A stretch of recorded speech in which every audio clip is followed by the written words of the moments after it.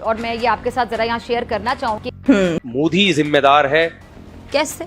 एक जगह मेरी शादी तोड़वाने का। अच्छा बात नहीं है। मेरी शादी इंडिया में होते होते रह गई। दिल के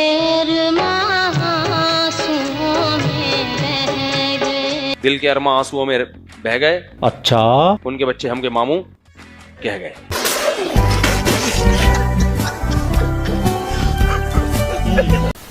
ये पाकिस्तान का सबसे बड़ा मौलाना आज की तारीख में। इससे पहले तारिक जमील हुआ करता था। आजकल उसकी दुकान थोड़ी बंद पड़ी हुई है क्योंकि उसने अपने बिजनेस स्टोर्स खोल लिए, मतलब लग्जरी ब्रांड बना लिया उसने अपना, तो अपने बिजनेस की तरफ ध्यान देता है वो। और अभी उसके एक बेटे ने सुसाइड भी कर लिया अपने आप को गोली मार के। तो वो आजकल क्या है, थोड़ी तकरीरें कम कर रहा है। और आजकल ये भाई साहब पाकिस्तान के नंबर 1 मौलाना बने हुए, नंबर 1। मेरी शादी इंडिया में होते होते रह गई। दिल के अरमा आंसुओं में बह गए। उनके बच्चे हमके मामू कह गए।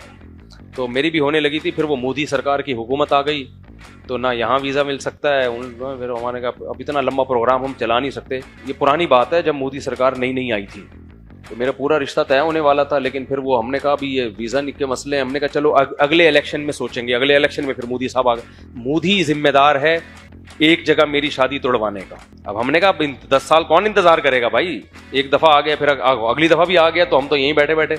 तो ऐसी शादी हम करते नहीं है। हमें तो शादी हो वो फौरन रुखसती हो, ये नहीं कि 10 साल कौन देखे। दिल के अरमा आंसुओं में बह गए। उनके बच्चे हमको मामू कह गए। दिल के अरमा आंसुओं में बह गए, उनके बच्चे इनको मामू कह गए। और सुने, अरे तो इतनी शादियां करनी क्यों है? इस बंदे की ऑलरेडी 4 शादी हो चुकी है। इसके करीब 18-19 बच्चे हैं। और बच्चे कितने हैं आप? बच्चे मुझे हर दफा सोचना पड़ता है। अभी तक पौने 16 हैं अल्हम्दुलिल्लाह। अच्छा। इतनी बीवियां इतने बच्चे होने के बाद में ये बंदा शादी करना चाह रहा है, वो भी इंडिया से। बेटा इंडिया में नजर मत आ जाइयो, जरा बारी बारी से आने दो।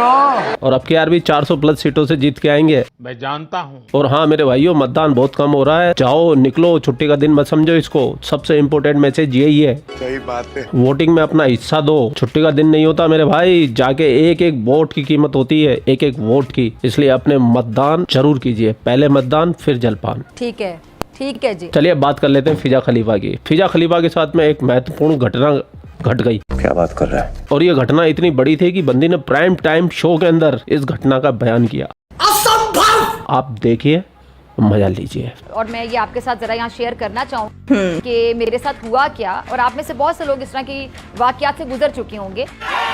एक तस्वीर होगी, जरा प्रोड्यूसर साहब चलाइएगा अगर तस्वीर रेडी है। ठीक है, ये जरा देखिएगा। ओके, जरा मैं आपको बताऊं कि हुआ क्या था। अबे जल्दी बोल, कल सुबह पनवेल निकलना है। मैं डॉक्टर की क्लिनिक से निकलकर बाहर आई थी तो बाहर ये एक गाड़ी खड़ी थी जो कि बिल्कुल सड़क के सेंटर में। आप देख सकते हैं साइड पे पार्किंग की कितनी जगह आपको नजर आ रही होगी, इस साइड पे भी और वो देखें दूसरी साइड पे भी। लेकिन एक गाड़ी वाला बीच सड़क के यहाँ खड़ा था और इस गाड़ी वाले को मैंने हॉर्न दिया और बहुत बार दिया और इन साहब ने गाड़ी नहीं हटाई, साइड पे भी नहीं की। फिर मुझे उतर कर जाना पड़ा और जब मैं गई तो मैंने उनसे बात की और उन्होंने इंतहाई बदतमीज़ी के साथ मुझसे बात की। मैंने मास्क पहना हुआ था और शायद वो मुझे नहीं पहचान पाए थे और मैंने खुद भी तारुफ करवाना मुनासिब नहीं समझा। मैंने सिर्फ उनको समझाया कि आप गाड़ी साइड पे कर लें। उन्होंने कहा कि मैं नहीं करूँगा, पहले जवाब ये दिया। उसके बाद फिर मैंने थोड़ी सी बहस की कि भाई ये अच्छी बात नहीं है किसी को परेशान करना, और रोज़े से आप ये सीख रहे हैं। तो उन्होंने मुझे कहा कि जाएं आप थाने में चली जाएं, जहाँ मुझ पर पर्चा करवा दें। इंतहाई बदतमीज़ी के साथ मुझसे बात की। और हम इतना एहतराम कर रहे हैं कि हम इस गाड़ी का नंबर ब्लर करके चला रहे हैं क्योंकि हमारा मकसद किसी को डिफेम करना नहीं है। मैं साहब को जानती भी नहीं थी, लेकिन ऐसे बहुत से साहिबान सड़कों पर होंगे और इस तरह के बहुत से वाकयात से आप भी गुजरे होंगे जहाँ पर लोग अपनी गलती मानने के बजाय बदतमीजी करते हैं। और ये नज़ारे सिर्फ आपको सड़कों पर नहीं मिलेंगे। अब तो जो हमारे बच्चे बच्चियाँ हैं, नौजवान हैं, उनका ज़्यादातर वक्त सोशल मीडिया पर गुजरता है और वहाँ पर हालात बहुत ही खराब। फिजा खलीफा, तुम्हारे बचपन में तो सोशल मीडिया भी नहीं था, फिर तुम क्यों बिगड़ गई? तुम इतनी वाहियात बन गई। तुम सारा दिन भारत को गाली देती रहती हो। एवरी डे भारत मोदी वापस से करना आपने शुरू कर दिया है। आपके समय तो सोशल मीडिया नहीं था, फिर आप इतनी बदमाश कैसे बन गई? कहते हैं ना कि दुश्मन आपको ज्यादा सिखाते हैं। हमको हमारे देश को गाली देने में आपको मिलता क्या है, बताइए हमें। वाह भाई वाह। खैर ये अपने अगले वीडियो में बताएगी। जब तक मैं मिलवाता हूँ एक पाकिस्तानी चचा से। ये चचा जब छोटे थे स्कूल जाया करते थे, मदरसे जाया करते थे, हालांकि है तो अभी वकील साहब, तो कश्मीर बनेगा पाकिस्तान के नारे लगाया करते थे। पूरा बचपन इनका इन्हीं नारों में गुजर गया, पूरी जवानी इनकी इन्हीं नारों में गुजर गई है और अब आ गया है बुढ़ापा। अब चाचा की एक पैर कब्र में लटक रही है। अब चाचा को कोई बोलता है कश्मीर बनेगा पाकिस्तान तो चाचा उसकी तरफ देखते हैं और मुस्कुरा देते हैं। तो चाचा के आनंद लीजिए आप भी।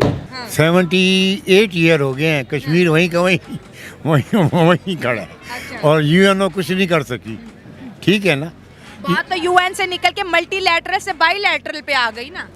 मैं वही तो आपसे कह रहा हूँ कि ये टेबल डिस्कशन है, इसमें ओरल कुछ नहीं होना। उन्होंने इसराइल बनाना था, बना दिया, पूरी दुनिया देखती रही। ये है इस दुनिया का rule, might is right. Might is right, ठीक है। जिसके पास ताकत है वही सब कुछ है। जब भी कश्मीर का मसला गया है वीटो हो जाता था, रशिया वीटो कर देता। अब अमेरिका ने पाबंदी लगाई है कि रशिया और ईरान से आपने ट्रेड नहीं करना, और ये मान गए हैं। इमरान खान गया था और उसको उन्होंने घर भेज दिया। तो अभी पाकिस्तान ने ये बात दुनिया को बताई है कि हम ईरान के साथ जो वो पाइपलाइन है, ईरान पाकिस्तान गैस पाइपलाइन, उसको हम कंप्लीट करेंगे। तो अमेरिका ने कहा भाई आपके ऊपर हम सैंक्शंस लगाएंगे, क्या पाकिस्तान रेडी है इसके लिए? पाकिस्तान कभी भी रेडी नहीं हो सकता। वो इसलिए है कि पाकिस्तान मांगता है। हाँ। मांगने वाले की कोई इज्जत नहीं होती। अच्छा, इज्जत उनकी होती है जो खुददार हो। अब देखें इसराइल क्या चीज़ है, अमेरिका से टक्कर ले गया, सेल्फ सफिशिएंट है। प्रॉब्लम ये है कि पाकिस्तान एक 51 स्टेट्स हैं अमेरिका की, ये 52 है पाकिस्तान जी। यहाँ कोई चीज़ अमेरिका की मर्ज़ी के बगैर हो सकता है? आप बताएं। कोई नहीं, कोई बड़ी अपॉइंटमेंट अमेरिका की मर्ज़ी के बगैर हो ही नहीं सकता। अमेरिका छा गया, ये पाकिस्तान उसकी कॉलोनी है, हमारी कोई आज़ादी नहीं है। ये इलेक्शन आज़ादी वाले हुए हैं, ये जो इलेक्शन हुए हैं ये आज़ादी इंडिपेंडेंट हुए हैं, आज़ाद हुए हैं, रिगिंग नहीं हुई। 45, 47 ही चल रहा है, कुछ हुआ है? आपकी सुप्रीम कोर्ट भी खामोश बैठी है। जो है वो माली तौर पे तंग है, परेशान है। आटा देखें, मैं कहता हूँ कि हमारे यहाँ हम 4 बंदे हैं घर में, 63,000 रुपीज़ आया बिल सुई गैस का। Oh my God. अब बताएं, कुछ समझ नहीं, कोई बोलचाल नहीं। अब बिजली है, बिजली 1.5 से 2 लाख रुपए आएगा एक एसी का, कौन दे सकता है? फिर सर ऐसे तो मिडिल क्लास क्रश हो जाएगी। ख़त्म हो गई है, अब सिर्फ लोअर क्लास है या अपर क्लास है। चाचा की बात सुनने के बाद तो मुझे ऐसा लगता है कि चाचा आप ज़िंदगी में कभी भी कश्मीर बनेगा पाकिस्तान नहीं बोलेंगे, क्योंकि चाचा बचपन से बूढ़े हो गए और वैसे भी पाकिस्तान की 3 पीढ़ियां तो गुजर चुकी है कश्मीर बनेगा पाकिस्तान करते करते, और मैं कहता हूं तुम्हारी 300 पीढ़ियां गुजर जाएगी। कश्मीर को तो भूल जाओ तुम, जो तुम्हारा पीओके है ना पाकिस्तान ऑक्यूपाइड कश्मीर, उसको और संभाल के रखो थोड़ा सा, वो कोई स्लिप होने वाला है, कभी भी हो जाएगा। वैसे भी मोदी जी ने कह दिया है कि अब क्या 3रे टर्म के अंदर हम इतने बड़े फैसले करने वाले हैं कि बस किसी ने सोची नहीं होगी। तो सोच लो पाकिस्तानियों, तुम्हारा क्या होगा। वाह भाई वाह।